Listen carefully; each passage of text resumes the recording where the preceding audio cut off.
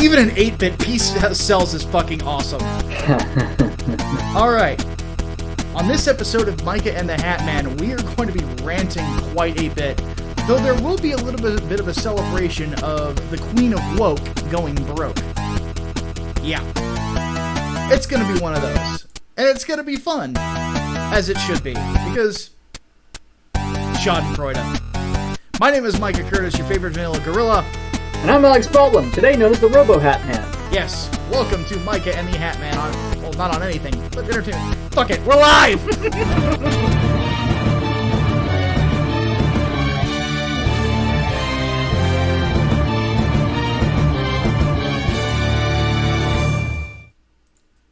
Alright, so let's go ahead and get into it. Hatman sadly did not have a pick this week. We have something cool to talk about, though, here in just a second. Before we get into it, the reason that I played 8-bit Peace Cells is, sadly, one of my musical heroes is battling cancer. Dave Mustaine, the man who created Megadeth, former lead guitarist for Metallica when they first started, had announced this week that he has throat cancer. Now, he is very confident that he's still going to be able to perform with it, even while going through chemotherapy. So, I don't know what the future holds for Dave. I know that he has had a hard life, battles with addiction and things like that ended with him turning to Christ. And he has been a strong, outspoken Christian ever since. And strong, outspoken for American values. Oddly enough, it is Megadeth's music that partially instilled that rebellious streak in me that made me a modern-day conservative. So, he has been an influence on me. Not just musically speaking. I love Megadeth. I can't play a single one of their songs yet, but I will one of these days. They're just really hard. But he is one of my heroes. Yeah. And always will be. Yeah. Fuck cancer. Fuck cancer, indeed. So, this man is awesome, to say the least. And puts forward awesome music. I mean, they won a Grammy for Dystopia, which was their best album, in my opinion, since, I would say probably Cryptic Writings. Mm-hmm. So, hopefully he'll be alright. Hopefully he'll whip its ass like he has everything else in his life. He's a damn awesome musician. A legend. That hopefully someday will enter the Rock and Roll Hall of Fame. He deserves it. Yep. Seriously. Good luck, Godspeed, and all the prayers. Yes, absolutely. All right. In happier news, one of our fans, Brimshay, got hitched. He got married on Sunday. So congratulations to Brim and Abby. Yes, congratulations, guys.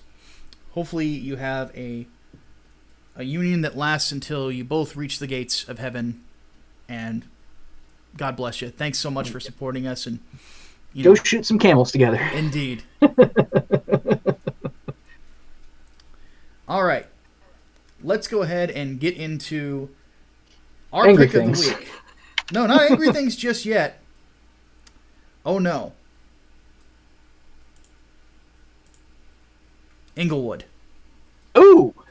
Ooh, that's happy things. That's very happy. I like things. it. I like that. June 28th, Inglewood hits Indiegogo. That's Friday. Yes. Friday. That's less than a week. Yes. The comic is completely edited and scripted. Completely. We have a colorist. Likely we'll be able to find a letterer without much issue. My boy Zach has given me a suggestion of somebody who would probably be willing to do it. We have budgeted for the page rates for everyone. We are looking at likely about an $8,000 first goal to get this issue published. It will be, if we hit that, 36 pages with a prequel and then the origin of the character of Elijah Wallace, former mixed martial arts superstar and baddest man on the planet, turned superhero. So, could we sell it in the shop? We after the initial Indiegogo. We will likely, if we do not find a publisher, we will likely self-publish on Amazon. Yep. So, and I don't know if there's going to be a way for me to do signed copies of this book, because Hatman will be controlling the shipping on this one. But this is a book that I have poured a lot of myself into. Hatman has taken a lot of time editing it. Brian is working his ass off right now, getting the cover finished. And then we have our colorist, who, oddly enough, whose last name is Strange, who is going to be doing the color work on it. He's very good at what he's done. Some of you have probably seen the promotional images on Twitter of it. It is going to be fantastic. And yes, because if we self-publish on Amazon, we want the digital version to be distributed that way. There will definitely be a Kindle/Comixology version. Yes. So, it will be, let me just say this right now. The physical copy of the book is only $5. Digital will be the same. So, it's basically just $5 or $5 plus shipping. Shipping will not be that expensive either. No. Because media mail is a thing. Indeed it is. So, Get hype. June 28th, Inglewood comes, and a hero is born in blood. And goddamn, that's a great tagline, and don't let anybody else convince you otherwise. Don't subtweet me, Mike. Yeah. How is it so cheap? Well, first off, because it's not a big book. It's only 36 pages. That's not a lot. You gotta keep in mind, like, Graveyard Shift and Lone Star are 40 some odd pages, 50 some odd pages. Cyberfrog is 80. That's a full-on graphic novel. This is just this is issue 1, is what it is. It's a issue 1. There will be issue 1 plus prequel. Plus prequel. On top of that, there will also be a director's cut version. And this is what I'm going to announce here for those of you who are artists in the chat. We are going to have an art contest. Top 5 winners will have their art featured in the director's cut of the comic, which of course will include a foreword by myself and one by Hatman as well, and also probably from Brian and Serge talking about getting to work on this book and coming together to put it together. And of course we will feature fan art in there, and then of course the top 5 will be in there. The top 3 will all get swag. The top person, you will get the top tier of this comic for free if you win the contest. And that is an encouragement to any of our artists in the chat. I am going to also mention to other artists who I know are interested in the book that if they want to enter, they certainly can. There will also be a pinup poster for it, for those of you who love the ladies. Yes. And the artist that I have tapped to do this one, oddly enough, none of you have probably heard of as an artist. But he is very, very talented, and I am super excited to see what he does, to say the least. And we are getting money thrown at us, and I'm missing it. So, and the character that will be featured, oddly enough, is one that is in the book that has not been mentioned. Her name is Jessica, and she is one of Isaiah's students. She is a Taekwondo expert, oddly enough, and is also his assistant striking coach in the gym. So she's a character you will see a lot of in the future, and if this book is successful, I am planning on a graphic novel of some of her mixed martial arts training called The Contender. So, hopefully if we meet all of our goals, if I can turn this into a career, I will definitely make that book. So, Pixie cut. Yeah. All right. Chaos Sonic donated $5, says, forgot to ask for Inglewood. Can I donate on that twice so my best friend can read it? If there is enough of a demand, we will make a double copy tier. Let's see here. Chaos Sonic says, funny enough, I had a question in the Politics podcast asking if I can donate twice so I can get my best friend to read it as a gift to him. Not related to Inglewood. Rising the Shield to Season 1, final episode this Wednesday. Yes, and I will be reviewing it afterwards. And then Waste Coast donated $20, said, when you publish that vlog, never have I wanted to aggressively hug a man and swear my loyalty. I will do what I can to make this a success. Take this and stop making me want to cry. Dude, I will say right now that this has been a very emotional, very emotional week for me, in good ways and bad ways. You know, there's, like I said, there's a lot of fear going into this, but now there's a lot of excitement.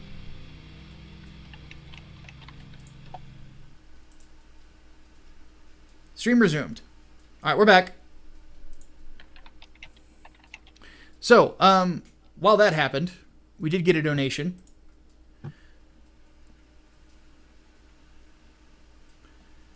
Servant of God says, given your strength and intelligence, does this mean you are Endgame Hulk, or is there a better reference for you? Yes, I am the Professor Hulk. With less bad jokes, I do not dab. I am the Peter David version of Professor Hulk. That's saying something. That's my favorite version. Okay. But I hope everybody's excited. Like I said, we will work to meet your demands. There will be t-shirts. There will be posters. There will be swag. There will be the collector's edition of the book, which will also be bound different. Similar type of binding to what Jawbreakers was. Mm-hmm. So it will be a great comic. On top of that, there are other comic book announcements for me to make. Once the conclusion of the funding for Project Lazarus, or I'm sorry, not Project Lazarus, the funding for Inglewood is complete and it goes into on demand, we will be starting a new campaign right afterwards of 3 days, 4 nights with myself and Preston Acevedo doing that book. Of course, edited by Hatman. It will be an 88-page graphic novel. Super excited about that. Once that is finished, Preston has signed on to now be my artist for Project Lazarus. It's coming. He's agreed. I've sent him the scripts. He likes it. This is going to be incredible, to say the least. And we have even more planned. If these are successes, there is the book Argo, which will be a space pulp story about, how I mentioned Conan in space. Well, you're getting it. Where Argo and his wife, you get to meet them as they save a former soldier turned businessman from having his life taken on the planet of Mars. And if successful, I would like to turn that into a monthly as well. And then on top of it, my friend Devin and I will likely co-write The Misadventures of Blarg. Because Devin, admittedly, he's been on the stream before, has a better mind for fantasy than I do, and I think that he would have he'd be a great co-writer for it.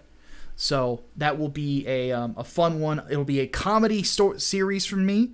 And yeah, if it comes to a point where I am writing like 5 monthlies by myself every week and making a living off it, that is the life for me, to say the least. I love writing and I love entertaining you guys. It is so fun, to say the least. Don't ask me about a comic, because I'm not sure if I want to convert my series yet. Yep.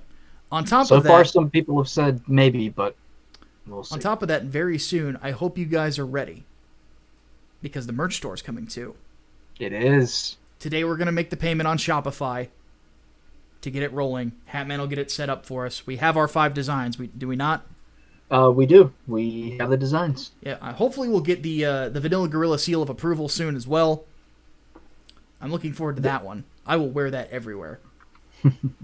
So, we have been promising these for a long time. We are both ecstatic to I've finally. got the test shirt sitting next to me. So yeah, I am super excited that we're able to deliver. Who wants those test shirts, by the way? Does anybody want them? Because they're taking up space. Yep. Tom the Fish says he wants a Politics Sucks shirt. Dude, I will wear that one everywhere too. That one is a good-looking design. I can't wait for you guys to see that one. Yeah. That's a good-looking shirt. Oh, yeah. All right, let's go ahead and move on to our topics. We definitely got some questions to answer later, which would be fun. Does the shop support PayPal? Yes, Shopify does do PayPal. Yes. Yes, it does. All right, let's get into our topics. Hatman, I've already said my piece. It's all yours. They redubbed Ava. They redubbed one of our favorites. Why? Hold on.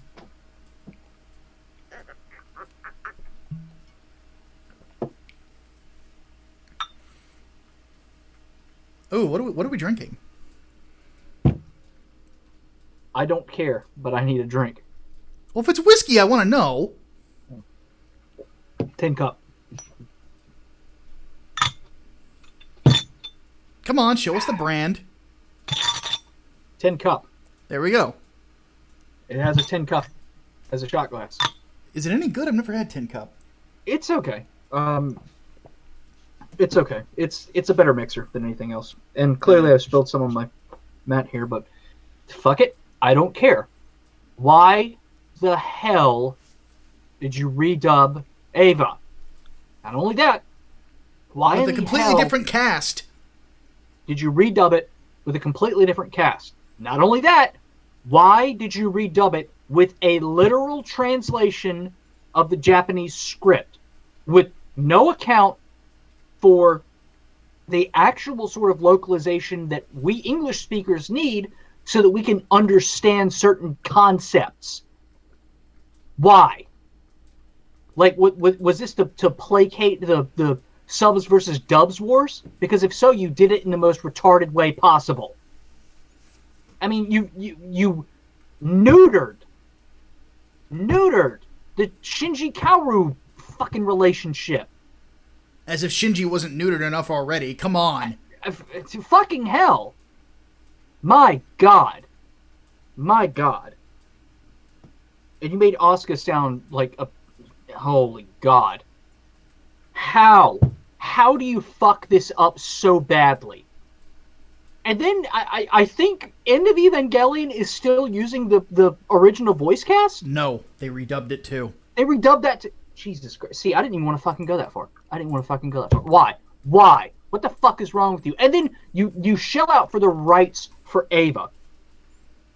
But you can't get Fly Me to the Moon? Netflix, you fucking upped your price twice in the last 2 years for all this content that you're trying to buy, all this original shit that you're trying to do, and then you tell me that you don't have the money to shell out for Fly Me to the Moon?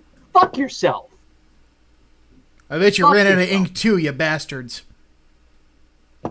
This is... It's hard enough to get a fucking box set of Ava. $200. $200 goddamn dollars. I am kicking myself eternally for not picking up the complete fucking set when I saw it used for $50.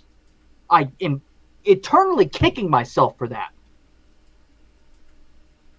But holy shit, this is not the way to do it.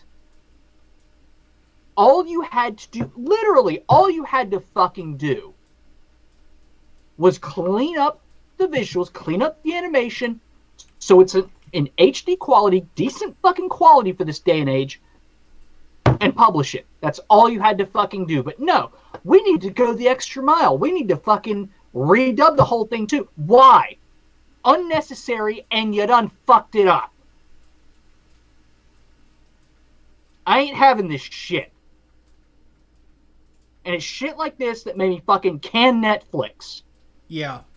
I mean, let me just say this right now. Like, what really pissed me off more than any of them was when I heard Masato.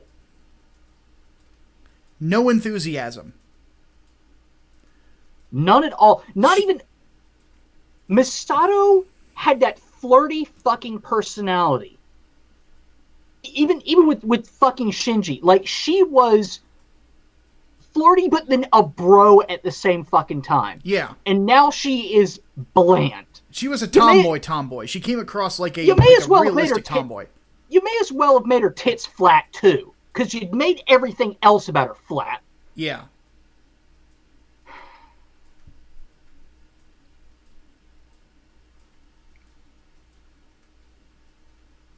Fucking why? You don't have to redub something that was already redubbed well in the first place. No. Now somebody pointed out to me on my video, it's like when I said that Evangelion is one of my favorite dubs. They said, well, it's not Trigun, it's not Cowboy Bebop. Mm-hmm. Well, yes, that's true. Yeah, they're admittedly great. In the same sense that Predator is not Gladiator or Alien. Yeah. It's still good. Yeah. And the the dub for Evangelion, the original, is good. It's definitely above average. Yeah. Masato's voice actress, Shinji's voice actor, fucking Gendo. It's godlike in that. Like, just he has such a great intensity to him.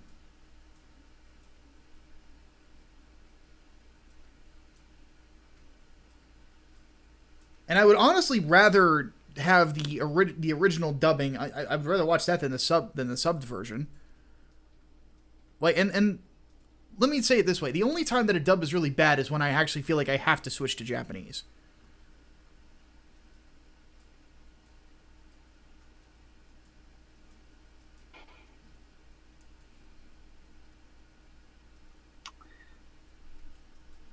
Gendo did nothing wrong.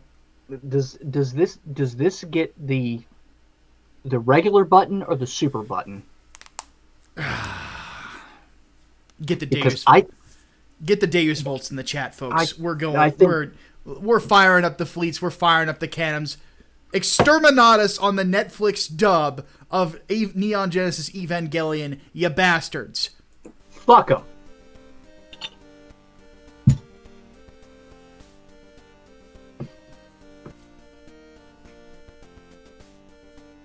We have arrived, and it is now that we fulfill our charge. In fealty to the Lord our God, and by the grace of his throne, I declare exterminatus upon whatever scumbag we're declaring exterminatus on today. I hereby sign the death warrant of an entire wherever, and consign 1,000,000 souls, maybe, to oblivion. May imperial justice account in all balance. The Emperor protects. Deus Vult, Deus Vult, Deus Vult, Deus Vult, Deus Vult. And for good measure, Anno gets one of these. Fuck 'em.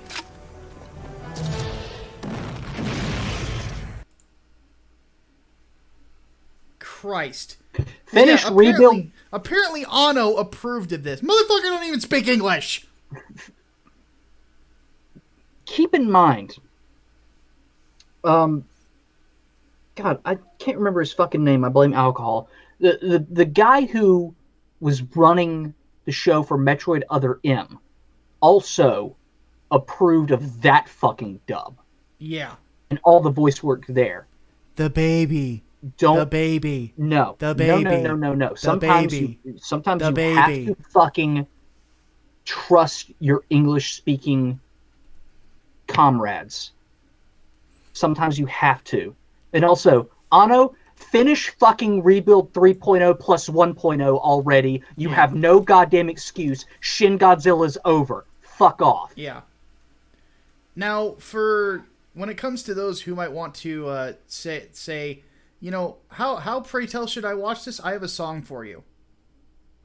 Do what you want, 'cause a pirate is free. You are a pirate. Yar har fiddle-dee-dee. Being a pirate is a right-to-be. Do what you want, 'cause a pirate is free. You are a pirate. You are... Or just spend the $200 to, you know, get the physical copy, which I actually do support. But dear God, I can't fault people for piracy on this one. Yeah. Also, Robbie Rotten, we miss you. All right. I'm gonna drink to Carl's memory because fucking I need another. Hold on. Don't do it yet. I need to go get something for that too. I have actual rum. That is. I can't drink my rum tonight because I have to go take it somewhere else.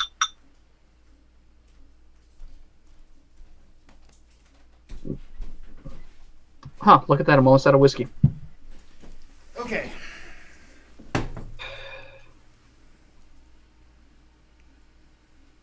Hold up. So, to our number one villain. Salud. Salud.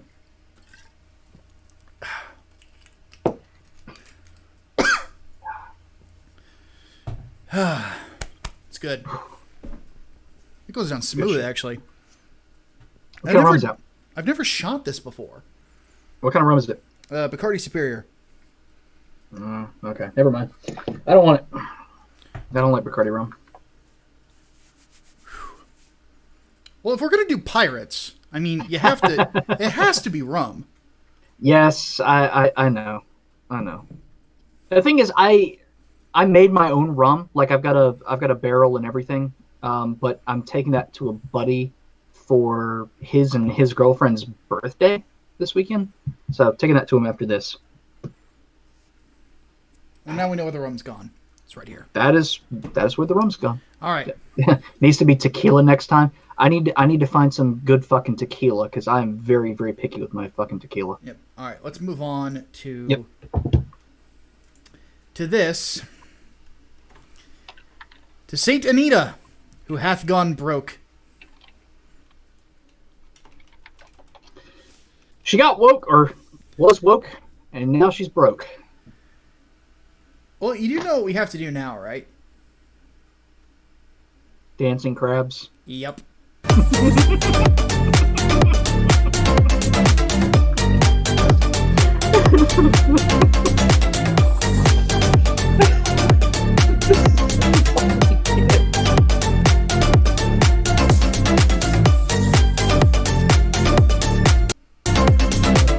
All right, enough of that.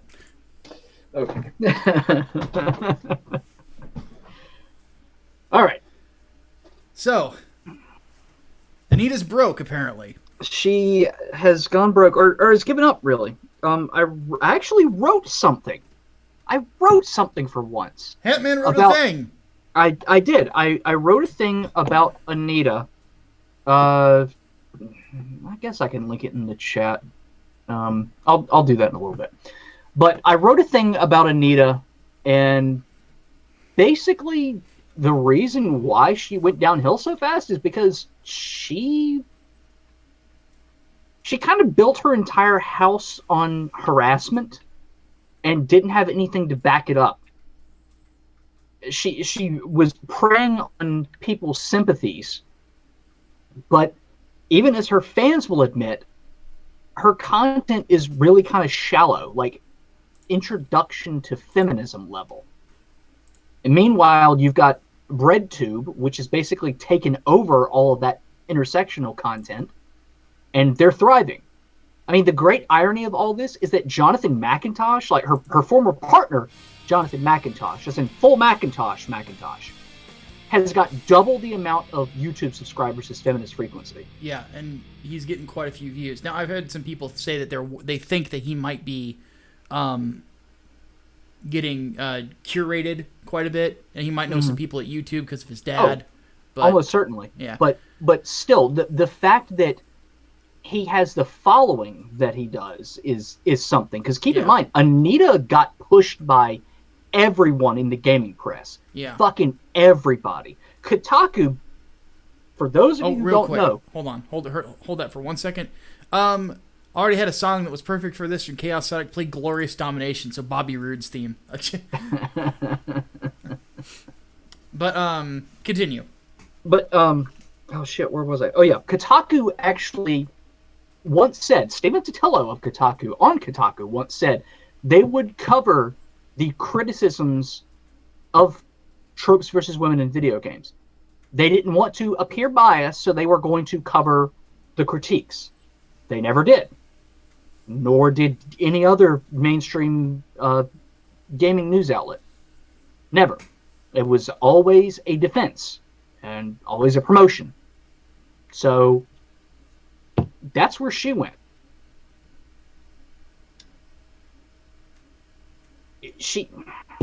The quality was not there.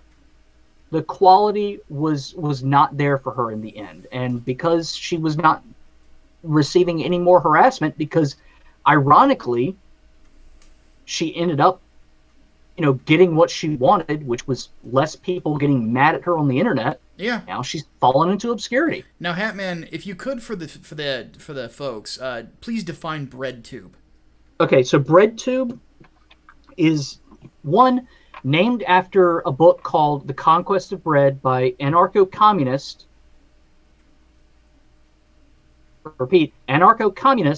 Peter Kropotkin. Two, basically a loose collection of leftist YouTubers. Think ContraPoints, H-Bomber Guy, Three Arrows, Fucking God, who's another one?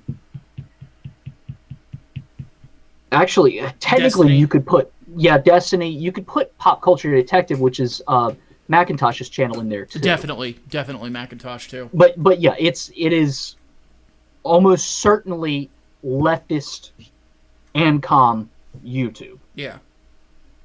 Or what is it called? Libertarian Socialist, which is the same fucking thing. Yeah. Let's be real. Same fucking thing. Death is a preferable alternative to communism. Amen to that.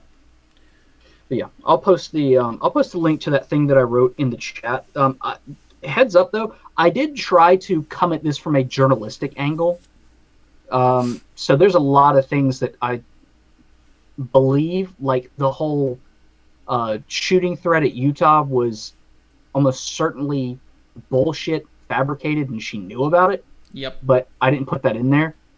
So yeah, there's that. Yeah, keep in mind that the FBI, and I think what started her downward spiral was when it was released that the FBI did not take the death threats against her seriously. Yeah. That they were largely nonsense. Yeah. Well, that, and also, like, her consultation work didn't really work out in her favor. No. Like, Dishonored 2 didn't do well. Mass Effect Andromeda didn't do well. Mirror's Edge Catalyst didn't do well. Fucking... Every video game studio that brought her on to consult failed. Every single one. Yeah, or they had a failed property that she worked on. Or not worked on, but consulted for. I guess technically you could say worked on, but let's give credit where it's due. Yeah. She is a failure. Inside and out. She tried to basically be feminist Al Sharpton for the video game industry. Yeah. And it didn't work. And yeah, people got wise to the game. You know, like the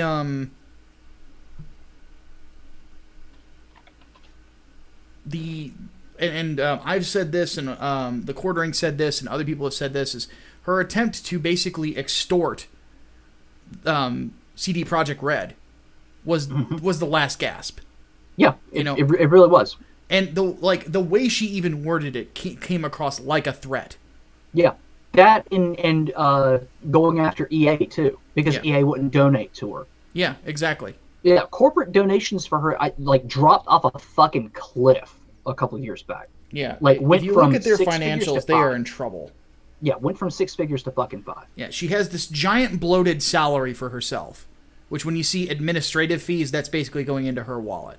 Yeah. Not to mention the lefty, websites, tech websites, they're still trying to stand for her. Wired gave her and the other head of Feminist Frequency an article, and by the way, like Hatman called it, they didn't disclose that it was the heads of Feminist Frequency writing it. Nope. Because of course they wouldn't. It's effectively sponsored content at that point. And on top of that, Polygon's puff piece. I mean, I'll say this: she almost certainly called that in. Oh, probably. Because I can't divulge how I know about this, or some people might know that I have in confidence divulged it to. Well, she has friends in the games press. We've known that for years. Yes, but when you have friends in the games press, you can effectively pitch an article to them if you include in there, you're going to get clicks, you're going to get hate clicks, and you're going to get hate shares too, because hate is strong. It's true. So, needless to say, she's done. She'll be a non-factor within about a year or two. And good riddance to bad rubbish. I would have to agree. Maybe now she will find peace and be less angry. But I don't imagine it. All right, let's talk about our final topic of the day. So J.J. Abrams and his son are getting a Spider-Man comic. And by the way, it's not shown completely here, but you can kind of see it at the top. The cover has lens flare. Yeah. Seriously? It's like it's self-aware. Nepotism, though? Yeah. Definitely. Oh, Chaos Sonic donated $5. This is all I want to say to Anita. Muda, muda, muda, muda. Golden Wind is also ending soon. Be prepared. Oh, I am. Don't worry. So, They are one thing that I said this before. I will say it again. It is smart of Marvel to put the rocket pack on Spider-Man as a character in the future and write it into the sunset, because he was, and always will be the most popular Marvel Comics character. He is the best written historically. He is an awesome character. And there's a reason that I have a feeling, of course, Far From Home will likely be a box office success. Oh, absolutely. And Tom Holland really loves the role. I'm excited for the film. I'm interested to see where it's going to go. Next week, oddly enough, is when it comes out. Not next week, but the week after. Right before 4th of July.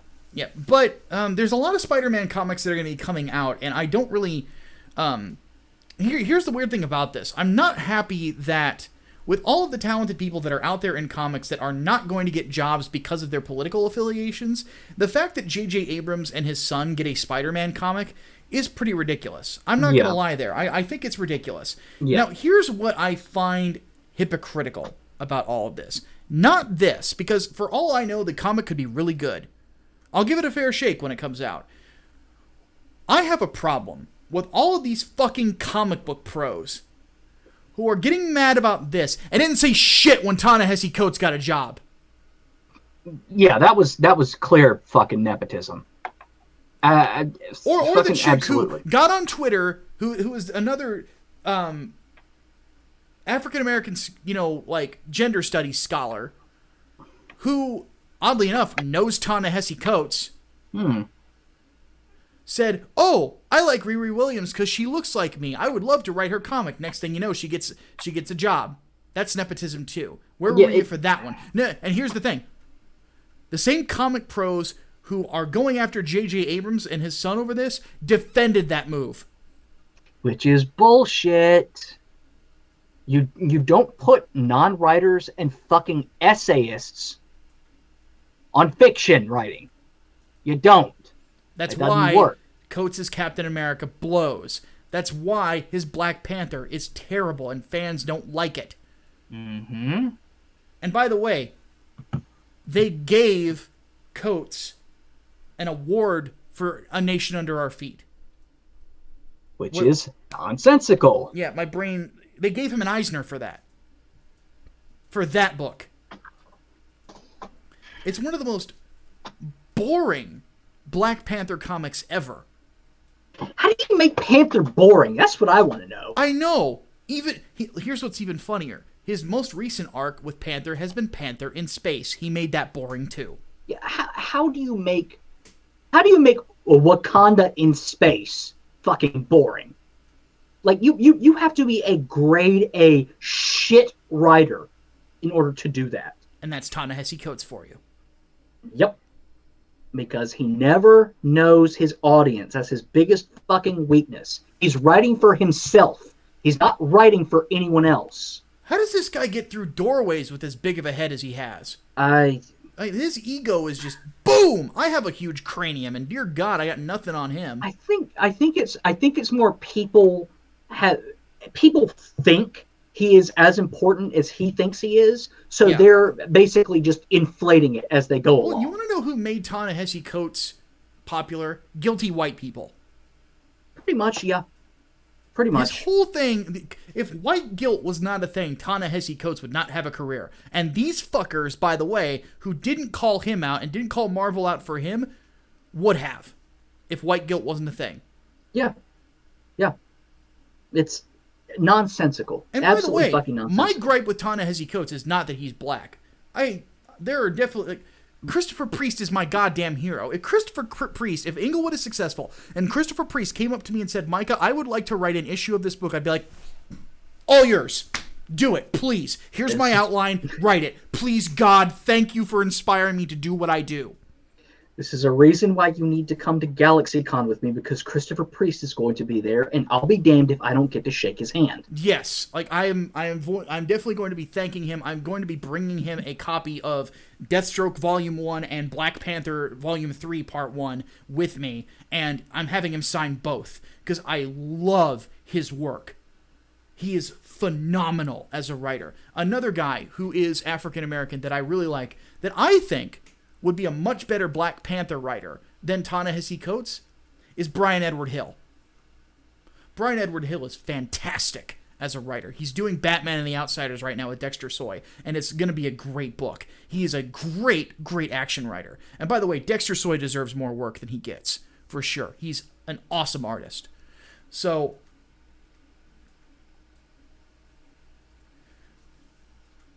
I actually told Ethan Van Sciver that he should petition Dynamite Comics to let him do part of the run that the Priest is going to be doing with Vampirello with him. That would be, I'd be all over that shit. Aside from Ethan being a friend of mine, aside from Ethan being a friend of mine, like I think that he and Christopher Priest would be a dynamite team on a book. They really would. So, anyway, as it stands though, from the comic book industry, cries of nepotism ring hollow.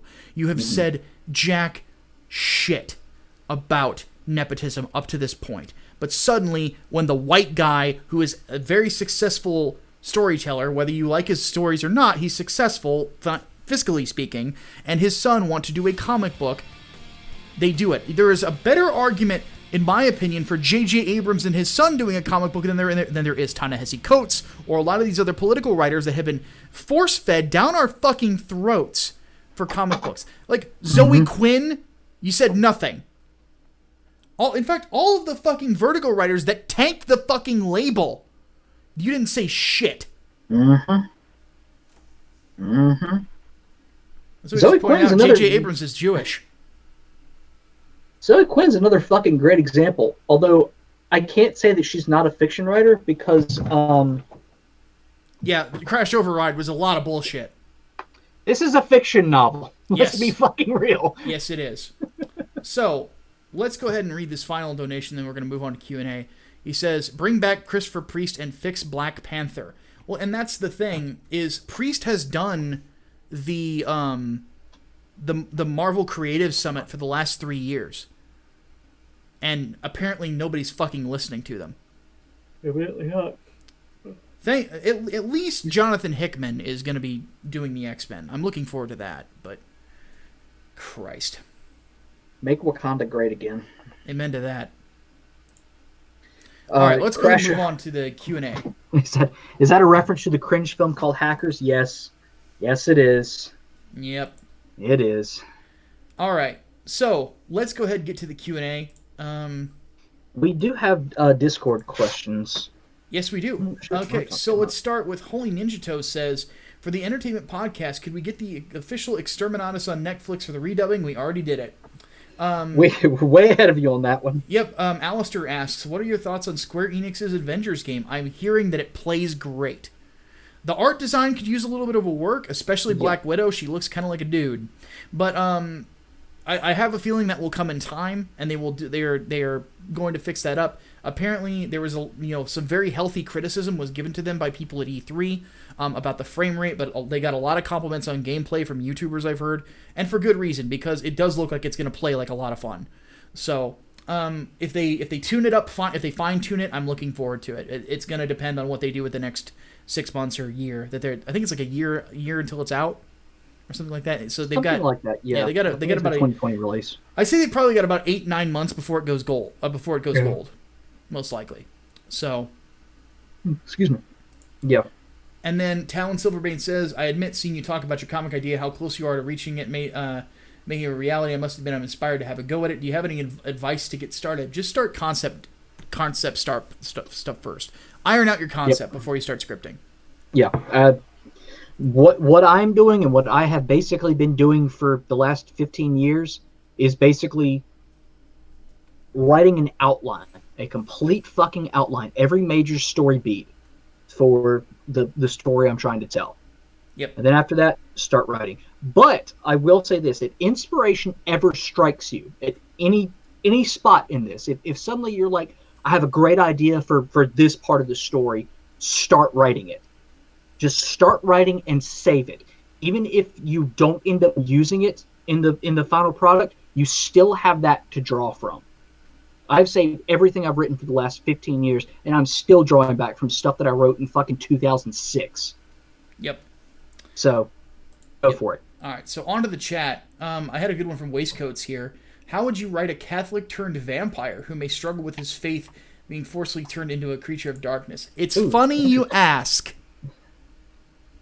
I have a story concept called The First Servant, which is about a man who fought with Vlad the Impaler in his wars against the Turks and is turned into Vlad's first vampire servant. So, it's planned. How will I write him? Stay tuned.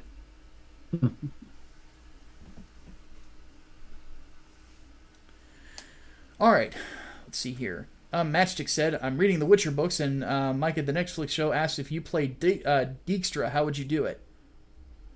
If I played him? Now you're asking about me acting. I'm the actor here. Oh, I've done acting before. Yeah, really? I didn't know that. It's been a long time. Yeah, same with me. I did it almost as a one-off thing, but I still did some videos on the side. Yeah, playing Stage Dijkstra plays would be interesting. I mean, he's a bastard. I mean, this is how I'd play him. I know I look a lot like him, but hard-edged asshole. I mean, that's exactly what I do.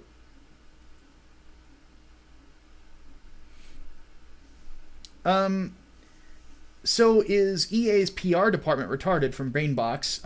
Loot boxes are Kinder eggs, which are banned in the U.S. Still has a physical product. What the actual fuck is wrong with you? Yeah. They call it like surprises or something like that. I'm like, that's calling rape surprise sex. Stop it.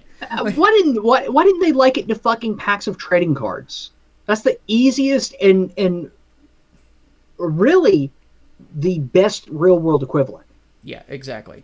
Fucking Kinder eggs. I mean, fucking at least you get the chocolate in every Kinder egg. Yeah. Christ.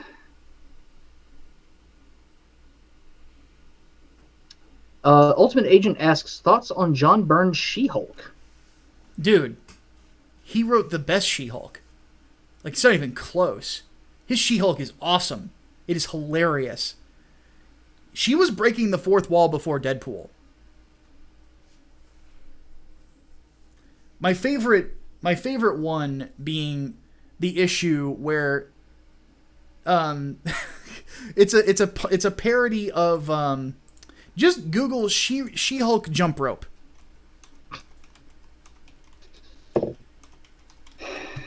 Okay. I'm bringing it up to see what the cover said. It was she's holding so she's buck naked on the cover, holding a newspaper in front of her breasts and, vag, and she says, it says, hey, no, you're kidding, right? And then there's assuming Stan Lee holding a jump rope saying, quit stalking, Shulky, we've got 22 pages to fill. And it is legitimately funny. They have her at all the naughty bits caught up, You just basically see the curvature of her hips, and that's just about it. And there was a lot of that in the She-Hulk comic, with John Byrne. But it's hilarious. It's a sight gag, And he did a lot of that. There you go. So, I will gladly accept this. Yeah, it was... John Byrne's She-Hulk is great. It's hilarious. So... And the art was good. Chaos Sonic said, considering that Kinder is German for children, what does that say when EA wants to get in children as a surprise? That's kind of funny. Let's see here. Brian Gilmartin says, if Inglewood becomes successful enough to get you a spot at a convention, where would you visit? Anyone that would have me.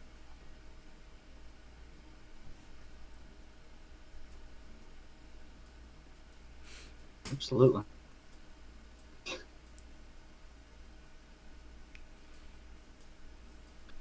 Crystal Wing continues the D&D Dead Space campaign. Should I try to use the in-game creatures, or is there a way I can add creatures similar to the Necromorphs? Also, thoughts on Absolute Carnage? Dude, definitely do some reading on the creatures in Dungeons & Dragons. You don't need to add anything.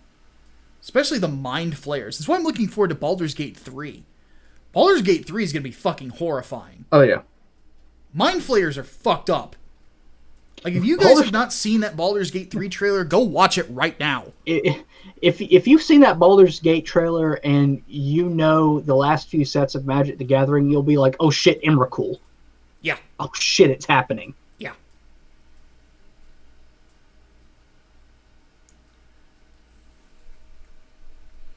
Hatman, thoughts on Dark Fate leaks and fucking Carl the Terminator? What? What? What? I don't know.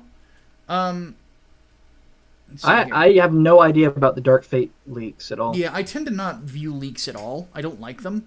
I do. I fucking love leaks, which is why apparently the latest Spider-Man Far From Home leaks are disappointing, but at the same time, if they're real, I'm going to be very, very happy at the mid-credits scene. I'm just going to say I'm not saying anything more. If they try to integrate the Raimi films, I'm walking out, and I'll be done. Is that what happens? No, it's not. Okay, good. I'll say it just because it's a rumor at this point. It hadn't been confirmed yet. Apparently, it's J.K. Simmons as J. Jonah Jameson. Oh well, yeah. Then I'm all in. He was the only guy. He's the one thing that has aged well about those films. The rest of it, not so much. Yeah. But again, I throw that one at the feet of Tobey Maguire. Yeah. The previous one was saying that it was Oscorp that bought out the old Avengers Tower or the old Star Tower. Yeah. And that one I think is more believable. But if they bring in J.K. Simmons as JJ, I'm all in. I don't give a shit. And he said he wants to do the role. So yeah, I'll take it. I don't care. All right. Matchstick wants to know, how would I write Daredevil and Kingpin? Oh God. What have I got against the Raimi films? They just haven't aged well. I like them. No, Tobey Maguire's performance has not aged well. Let's put it that way. Yeah, we'll leave it at that. Daredevil and Kingpin would be one that would be interesting for me because I would try to take Kingpin in a direction of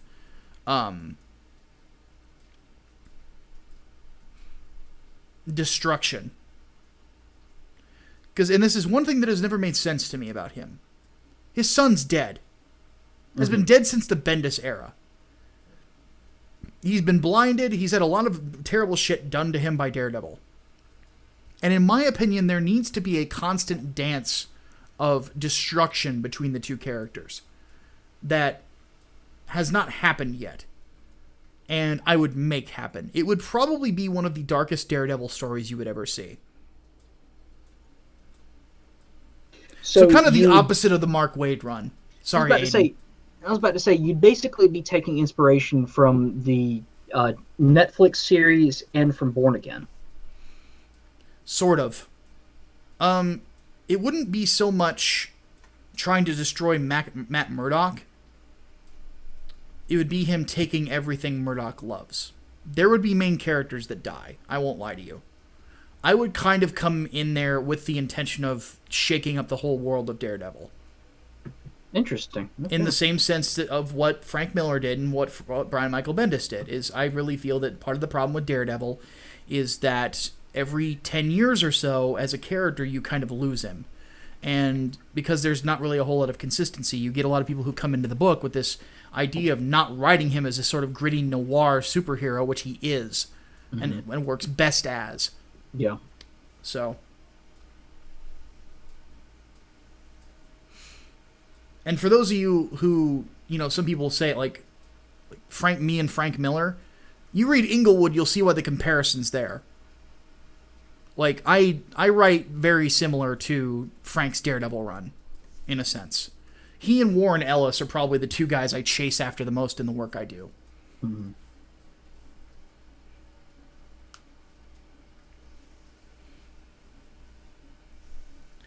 Hardboiled says, speaking of J.J. Abrams, let's talk about him coming in to take power at WB. What franchises would you most like to see him tackle and restore? Well, if we're gonna do another Justice League movie in the future, I'd rather have him direct it. Yeah. I think he would be a good choice. And I have lost the Hatman. I've regained the Hatman. Drop. I didn't mute my mic because I'm about to type thing, so I Okay. hit the accident. What about Garth Ennis? I seem to like his stuff a lot. I do like Garth a lot, but maybe some of the comical stuff I do will kind of run towards what Garth does, but if there's any book that will feel like a Garth Ennis book in some ways, it'll be 3 Days, 4 Nights in how violent it is. But not in tone necessarily. I don't joke around as much as Ennis because he's more cynical than I am.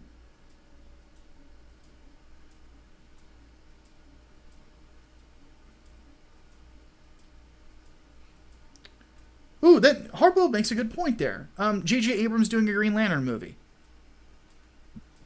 You cast Hal That'd and be John good? appropriate. Oh yeah.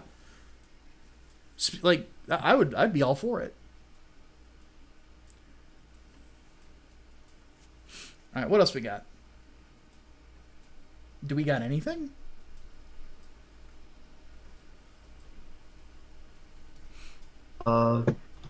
Shit. Let's see. Scroll up. Oh, we're getting a Sultan- Terminator named Carl. Yeah, that reminds me of the fucking D&D character. Sultan Al-Fahim says, Kimetsu no Yaiba Demon Slayer Gore. Good story. I would recommend this story. Hatman, I need you to Google and see if that is waifu bait. Okay, that's what I'm about to do. Oh, more She-Hulk jump roping. Yeah. Okay, Swordsman 100 says, Marvel hires you to write a book where you get to use any 6 characters to make a new team book. What are the characters you would choose and the plot? That is a good question. No,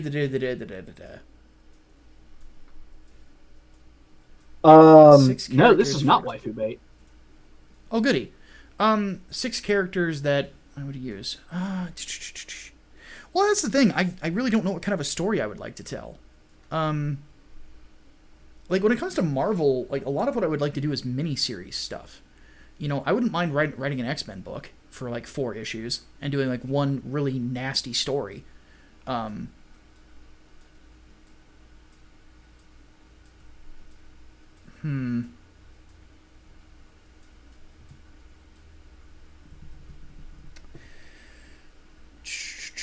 Okay, so character-wise, I would definitely want Wolverine. Definitely would want Nightcrawler.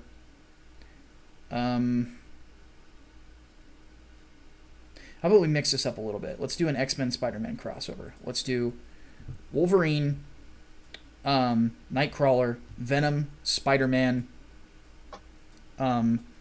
Miles Morales, and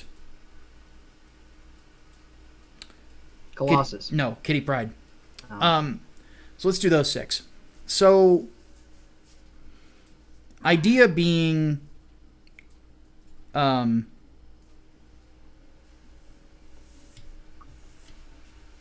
Venom is tracking down Carnage. And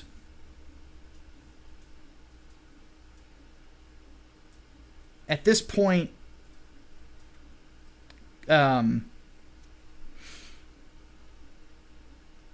Carnage has managed to shapeshift and start a riot, an anti-mutant riot, using a small militant anti-mutant hate group that goes after the Charles Xavier Academy. And as such, he starts to lay waste to the students there. Carnage does.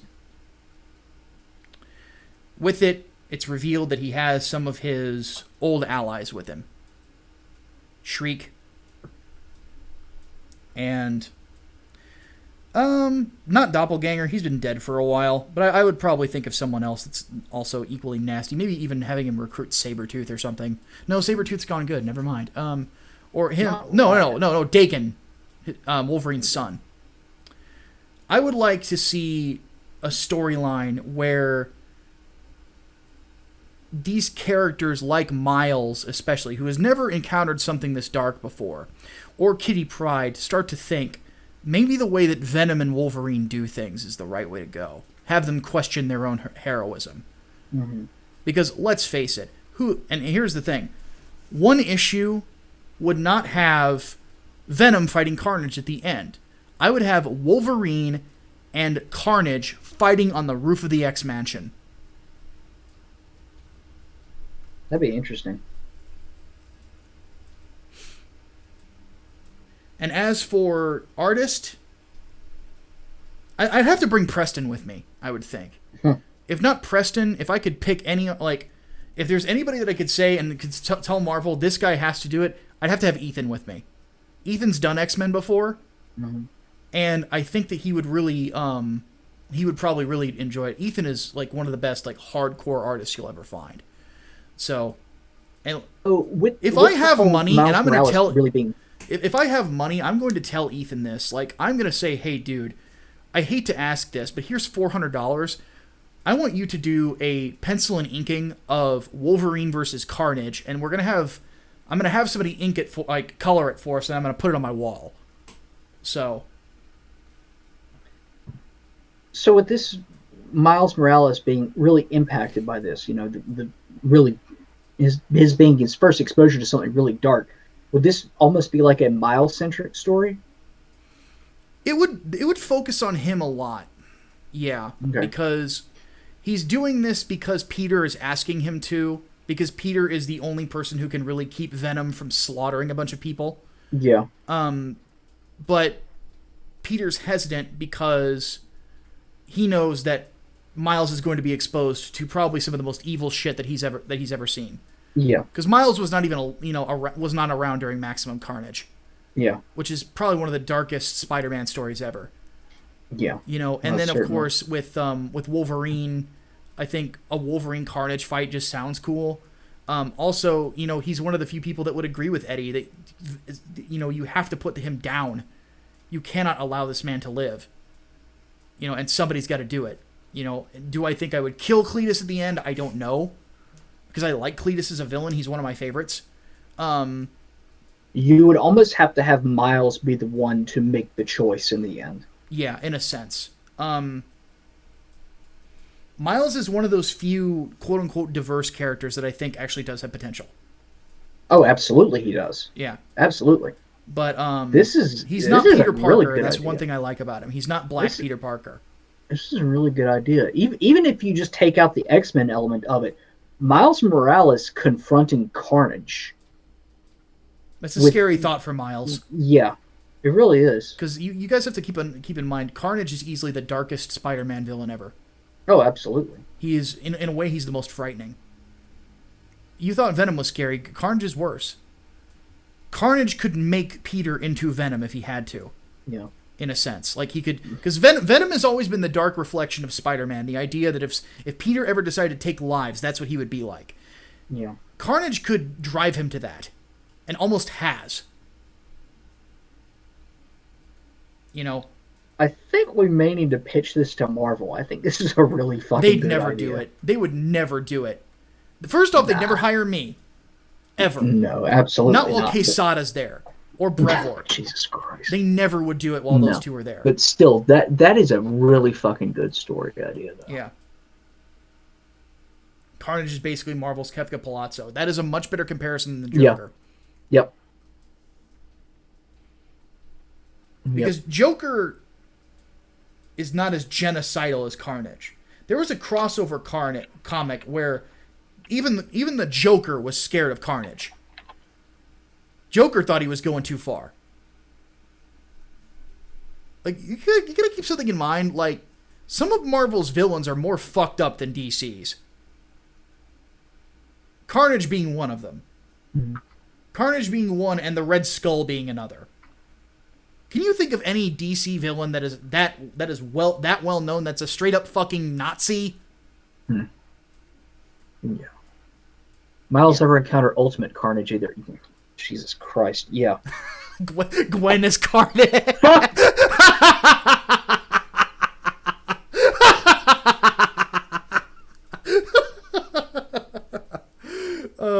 God. That will be interesting. But no, that book, if I ever wrote it, would be as hardcore as a Project Lazarus story. And Project Lazarus, guys, like, if you've ever read Invincible, yeah, like, when I say that by the end of Project Lazarus, some like 10 years from now, whenever that book ends, Doom Guy would be scared of Alpha at that point.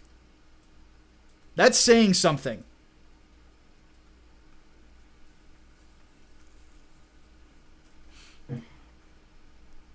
Okay, now we have to coin the term Hatman. Hatman. I like it. That was basically me at the fucking Ava rant too. Yes. And also me walking out when people disparage Yub Nub. Yeah.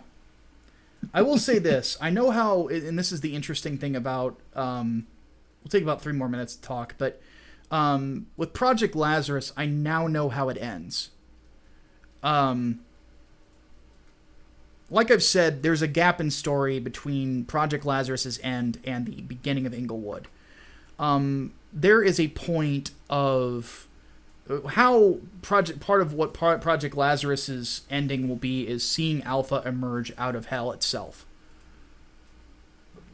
I won't say why he's there, but I will say this. I listened to a song recently called Open the Gates of Hell by a band called Winds of Plague, and it just popped into my head exactly how I should end the series. And I'm like, that's it. So, Doom Guy. He will make Doom Guy look like Lucky Chloe from Tekken. He goes from Garza, draw it. Yeah. Draw it. He will be something frightening as a character. He'll still be a hero. He's gonna be he'll be somewhere along the lines of Supreme Power Hyperion in his attitude, but considerably more powerful. He is considered a walking bomb in Project Lazarus. Like, everyone in the project is frightened of him except for one or two characters. That's why everybody is very friendly to him.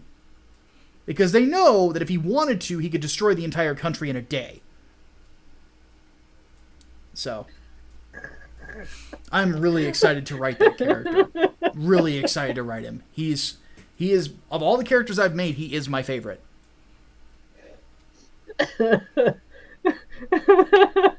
What? Lucky Chloe, Doom Guy. Fuck, I'm not paid enough for this shit. Oh, man. That's hilarious. Oh, all right, guys. We need to take off. Send your overflow questions to Brainbox if you haven't had a question answered already. And yes, I have been getting your emails, and yes, I've been putting them all into the mod chat, so they will be part of the overflow. Yes. So, there's that. Goodness. I don't even know who Lucky Chloe is, but I have a bad feeling. Just look it up. Waifu bait. It's hilarious. Lucky Chloe is like turbo weeb. It is the weebiest character that has ever existed, because that's what she is, a weeb in a cat suit. She's an American weeb who refuses to speak English. On that note, we're going to go ahead and take off. So, Hatman, any final words? You guys... Oh, God, what? He looked it up.